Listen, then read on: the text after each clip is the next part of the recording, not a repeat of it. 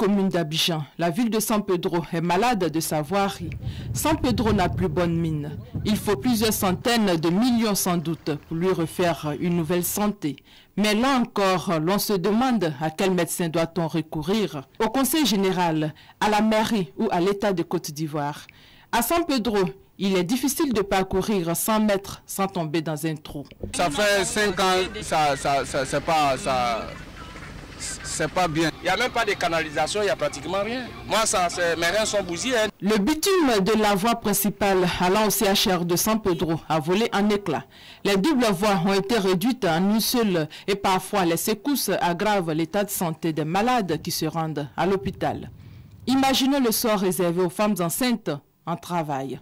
Une ambulance qui sort et qui rentre de l'hôpital avec de la poussière et puis une route assez défectueuse, c'est pas intéressant pour les malades surtout. Quand il pleut, les routes sont impraticables. Même dans le cas contraire, un autre problème se pose. Celui de la poussière qui envahit la ville et trouble la visibilité des usagers. La dégradation des voies contraint les automobilistes à des visites régulières au garage. Ça gâte aussi les voitures des clients. Bon, ils sont obligés de venir voir. Bon, nous aussi, on arrive aussi à faire ce qu'on peut faire pour eux.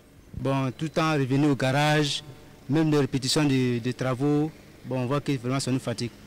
Parce que quand tu as fini de faire ces travaux, 2 jours après ou bien une semaine après, il revient encore pour le même panne. Bon, vraiment. Même si la mairie de San Pedro a entrepris des travaux à Bardo, l'un des plus grands bidonvilles de la ville, initiative à encourager, beaucoup reste encore à faire. Prendre en compte les préoccupations des populations de San Pedro et des autres villes de la Côte d'Ivoire en rebitumant ou en reprofilant les voies dégradées, ce serait leur offrir un environnement idéal. Malheureusement, ce bonheur n'est que simple utopie. En attendant les campagnes électorales, avec leur lot de promesses, les populations ne font que subir le calvaire des voiries.